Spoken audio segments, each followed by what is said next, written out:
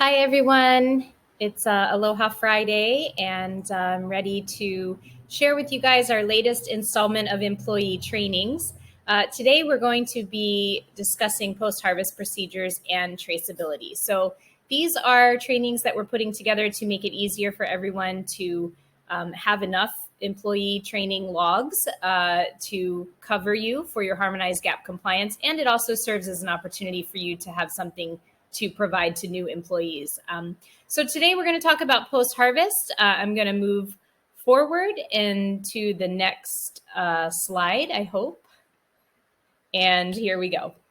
What is covered in this training today? We are going to discuss what is done with your product after harvest, which may include rinsing, drying, grading, or storage. We're going to talk a bit about field packing. We're going to discuss what is appropriate post-harvest water, a few things to remember about your packaging. Most importantly, probably for today, we want to remember what we need to record and where to find those logs to put it down. And then we're going to end up with traceability steps and product tracking. So hopefully a short session today, something that you can show folks during your lunchtime. First thing to say is that when you are preparing to do your post-harvest, of course, you want to make sure that your contact surfaces are clean. So ready to accept the product that you are going to be putting down on your tables, in your sinks, etc. So the very first step is to make sure everything is cleaned and sanitized, and of course, to put that on the log. The second thing is to make sure that you know what is your post-harvest operation or process. So what happens to your product post-harvest? Every individual operation will be a little bit different. In your farm food safety plan, we will have hopefully detailed these steps to your entire post-harvest process. It may include rinsing. If you are rinsing your product, a few things to note. Ideally, the water is flowing through the sink and is not stopped up. So you want to have continuous flow to be rinsing your product. In some cases, some folks may choose to stop up the sink. If that is your practice, please remember that you can only do one batch at a time, and then you need to empty the sink, clean it, and refill it. If you are rinsing several batches in the same water, that is basically reusing the water, and for that you will need to add a sanitizer to make sure that you are reducing the potential for cross-contamination. So you want to keep your water as clean as possible. Now, you get to determine what a batch is, and we can put that into your farm food safety plan. So your batch might be, for example, 5 bundles of Swiss chard, and then after those are rinsed, you empty the sink out and put your next batch in. So just keep that in mind. But ideally, you want to have continuous flow and keep that water as clean as possible. If you are drying your product after it's been rinsed, many cases people are using racks to do that. That's fine. Make sure that you are cleaning your racks on a regular basis. If you are using any cloth or towel to wipe off the product or dry the product, you need to make sure you do have a step in there, a process to make sure that, again, potential for cross-contamination is reduced. So how are you cleaning the cloth or the towel, and how are you making sure that there is no or as little cross-contamination as possible? You may also have a step in here where you are grading or culling your product, and this would be where you are removing what is called non-conforming product that doesn't meet your quality standards. So anything that's got bites out of it, is diseased or damaged, you're going to pull that out. If you are not rinsing your product, you may do this culling or grading step a little bit ahead of this. Again, you can do it after you clean as well if you feel that some of your product might have been damaged during that process, or you might have missed some. You also want to understand and make sure people know, how are you storing your product? After it has gone through these steps, these post-harvest steps, are you putting it in the refrigerator? Does it go directly into a cooler? Does the buyer come and pick it up immediately and you don't store it? So understand what those steps are. And finally, is the product placed in any packaging at this point? Is this the point at which you put your greens in the clamshells, for example? So understanding what this process entails, again, your whole post-harvest operation, we will have detailed that out in your farm plan. Field packing, very important process to keep in mind here. We encourage folks to use this, particularly when they don't have clean water at the farm. Field packing is the least amount of handling that you could be doing with your product, and it certainly reduces the risk of contamination. So essentially in field pack, you are harvesting your product directly or almost directly into the box or bag that it is going to be sent to your buyer in. So you are culling and grading here, potentially moving your product around depending on what is acceptable and what is non-conforming. And essentially it's going right into the box that you're going to take it to the buyer, or the buyer is going to pick it up in. And again, this reduces the risk of contamination. The less handling there is, then the less potential for anything to happen to your product.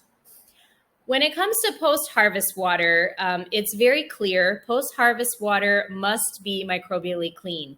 This means that it cannot have any detectable E. coli, no bacteria in it. That means that for your post-harvest tasks, anything that you do post-harvest, including cleaning, washing hands, and of course, any water that touches your product, it can't be ditch water, rainwater, irrigation water, unless that water is clean and treated to where it is considered to be microbially clean.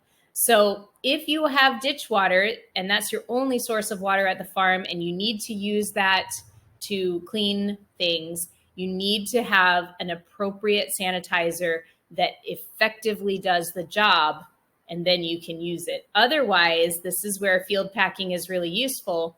Do not rinse your product in that water. You want to bring clean, microbially clean water to the farm for hand washing and for washing your tables, etc. But if you're not using water for your product, then you can bring a little bit less water, and it's a little bit easier to deal with this situation. So again, just as a reminder, post-harvest water, you must use microbially clean water.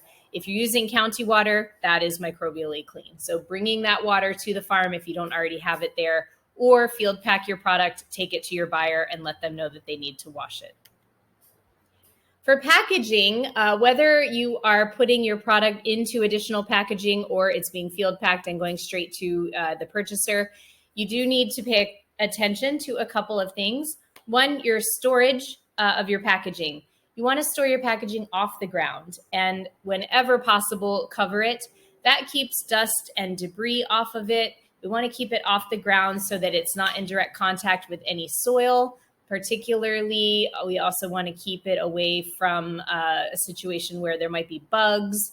Roaches love cardboard, and we want to ideally try to keep lizards and birds and other critters off of it too.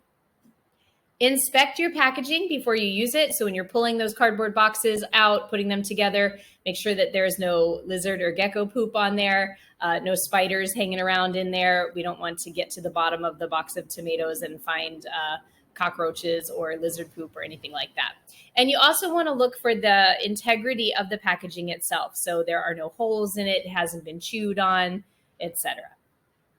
Consider the types of packaging that you are using. Is it appropriate for your commodity? For example, leafy greens is something that you probably want to be packaging in plastic bags, not in big cardboard boxes, depending on what your buyer is asking for. Also make sure that your packaging is new and clean, or if you are going to reuse boxes, particularly for some of our root crops and heavier crops, people are using cardboard boxes that they have gotten from somewhere else. If that is the case, you must use a clean liner, and that means not newspaper. Newspaper, unfortunately, is not clean or new. We don't know where it's been or who has touched it. So we want to use a clean, new liner. You can put your product in a plastic bag. You can line the inside of the box fully with paper, new paper. You can put your product in a new paper bag. Anything like that would be sufficient. But you do need to make sure that what your product is touching is clean, new liner. So things to remember to record when you are doing your post-harvest or have just finished your post-harvest operation. Of course, always, always, always remember to record your cleaning and sanitizing. Your cleaning and sanitizing log is found in the field section of Heavy Connect. So when you look on the left-hand side, you'll see those headings, general, field, post-harvest, etc. You select the field section, click on the little green plus sign to bring up a new log. Your packing station cleaning, This is making sure that everything is ready and prepared for you to begin your post-harvest operation. This cleaning checklist is found on the harvest log. The harvest log is found in the general section of Heavy Connect. Non-conforming material is separated from conforming product. This is a specific question on the harvest log. So again, this goes to any of your damaged or diseased or decayed or culled items. You want to make sure that you identify on the log that you did separate those out from your quality product. Refrigerator temperature log and incoming packaging materials inspection. Those are for folks who are doing the post-harvest section of the audit. Both of those logs are found in the post-harvest section in Heavy Connect. Your refrigerator temperature log, of course, is keeping track of the temperature in your fridge, making sure that it is maintained in the appropriate range. And incoming packaging is looking at your packaging when it comes in to make sure it's in good condition. Last one you want to remember to fill out is your delivery log. So anytime there's a harvest, there should be an accompanying delivery log. This log can be used if you are delivering to your buyer or if your buyer is coming to pick up. There are only 4 questions on this log. So you're going to be looking at whether the delivery vehicle is clean and free of debris, whether or not it's been pre-cooled, and if you are using a cooler, has the cooler been cleaned and sanitized before use. So very simple log to fill out. Finally, I want to touch on traceability and product tracking. This is really important. All of the data that you're collecting when you're filling out your fertilizer log, your harvest log, et cetera, this all feeds into understanding and knowing your product's history, one step forward and one step back. One step back means that you know what field your product was harvested from, when it was harvested, who harvested it, how much was harvested.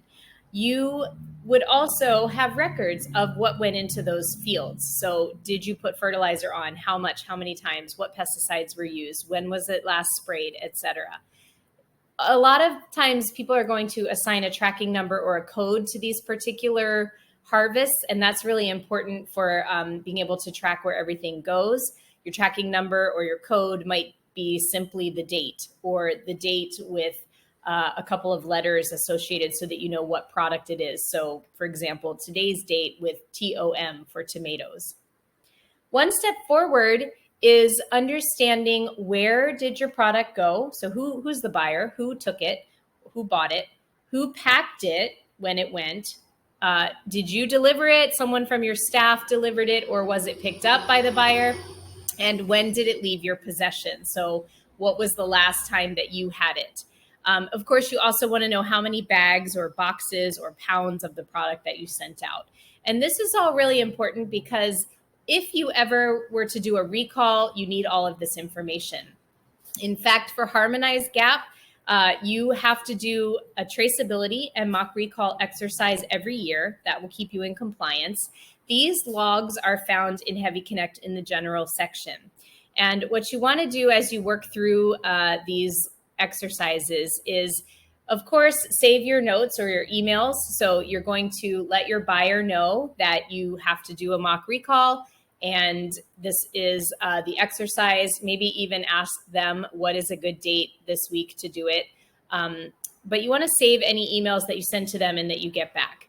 If you decide to contact your buyers by phone, that's perfectly okay. You can still fill out the log and put a few notes in there or on a piece of paper that can be uploaded to Heavy Connect. When you made the call, who did you speak to, etc. This is all supporting documentation. So if the auditor were to ask, hey, can I see your email, or let me see your notes about your phone call, you'll have that there. This exercise needs to be completed within 4 hours, and you have to achieve 100% reconciliation of your product. What this means is that you should be able to identify where all of your product is, even though you don't have to get it all back to you.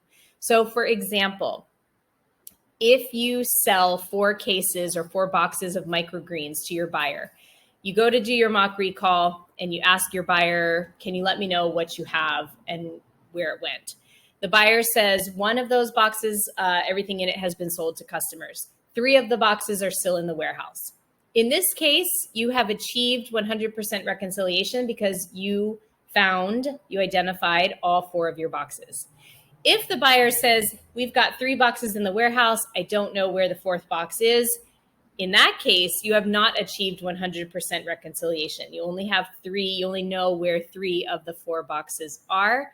So once that 4-hour time window goes by, if you haven't achieved 100%, then that's not passing the exercise. You'll have to redo it because you only have 75% reconciliation. In a real situation, you would let the buyer know what to do with the product. So for example, you might say, hey, everything you have, discard it. I'll bring you a new harvest tomorrow. Or you might have them bring it back to you and you discard it, whatever you decide to do. But this exercise, traceability and mock recall exercises, they must be done every year. And that winds it up for this training, kind of a short one. Remember to record this in your employee training log in Heavy Connect. Write down who attended the training. And if you have any questions, please let us know. We'll help you with it. Thank you so much for watching. We're certainly excited to be winding down the year with these last couple of trainings. If you have any suggestions on topics that we should cover for next year, please let us know. Thank you guys. See you soon.